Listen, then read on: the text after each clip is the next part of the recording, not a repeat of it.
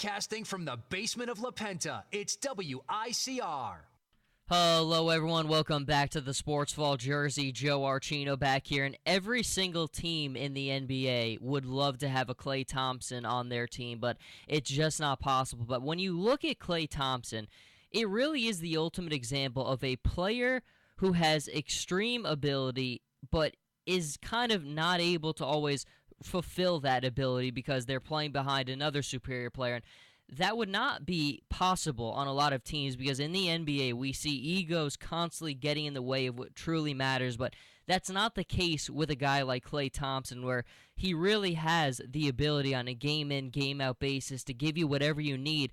But, of course, Stephen Curry is the man for the Golden State Warriors, and he's always ready to take a step back and give that spotlight to Curry. But whenever he is needed, he's always ready, and I think there are so many things, and sometimes Klay Thompson doesn't always get the recognition that he deserves, and he always likes to give us that little reminder whenever he is needed, and that was, of course, the case once again last night, where Golden State has now handed Houston two of their worst losses, their two worst losses in franchise history in the postseason, and the story today will, of course, be evaluating Stephen Curry. It seemed like the injury yesterday, which everyone has been talking about, could be significant. And obviously, we all don't want Curry to be hurt because regardless of what fan you are, what team your team is, you never want great players to go down because it diminishes the value of the game. It diminishes the interest. And we all win when a player like Curry is healthy and can go up and do what we've seen him do all year. So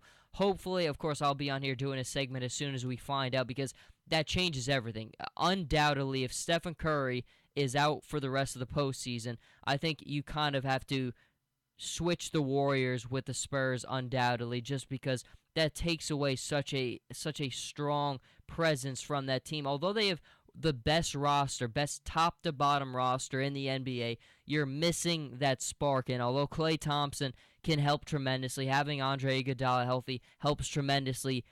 You need your star. You need that definable guy who's going to get the job done.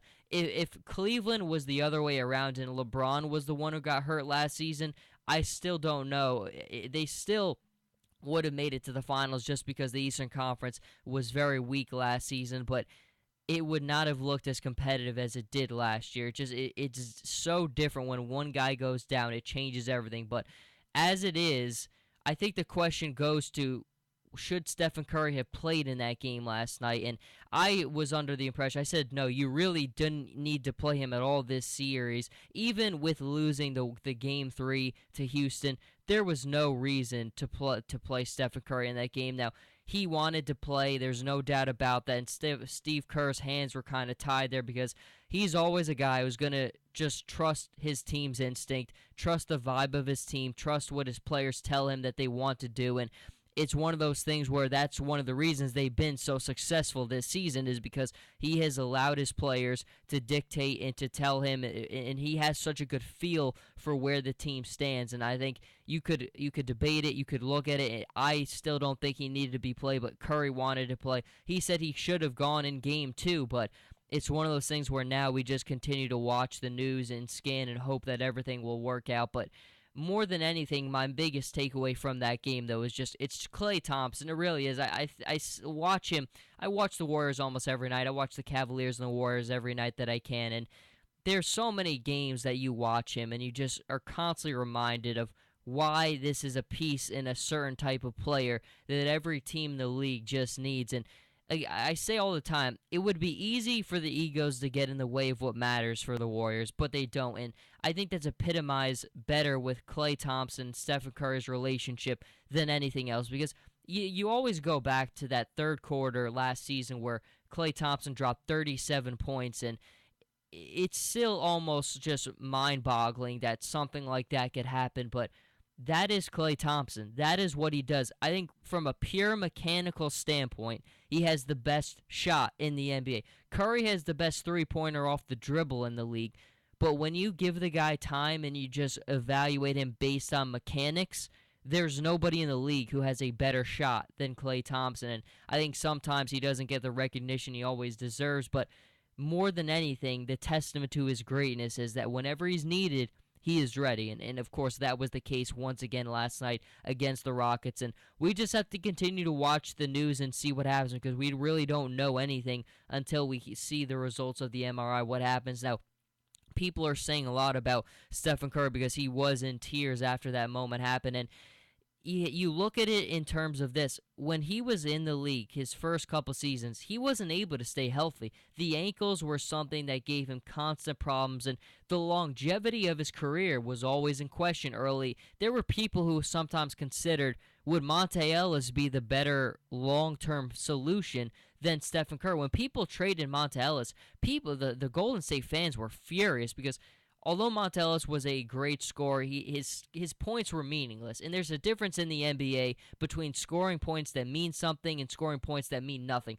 Dwight Howard is the ultimate example of that. How many times in this series have you seen him just get easy bucket after easy bucket, but those easy buckets mean nothing?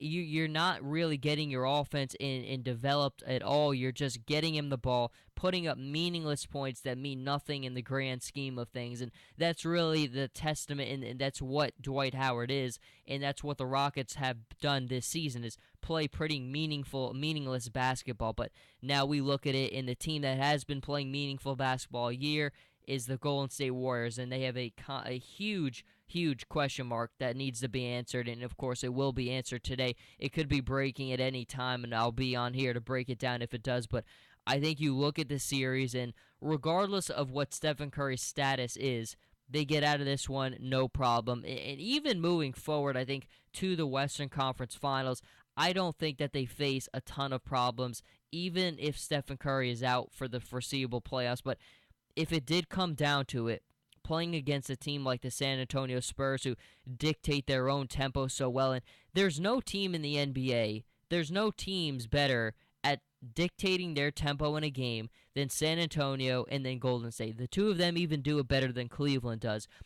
And when they play against each other, we've seen it kind of go both ways.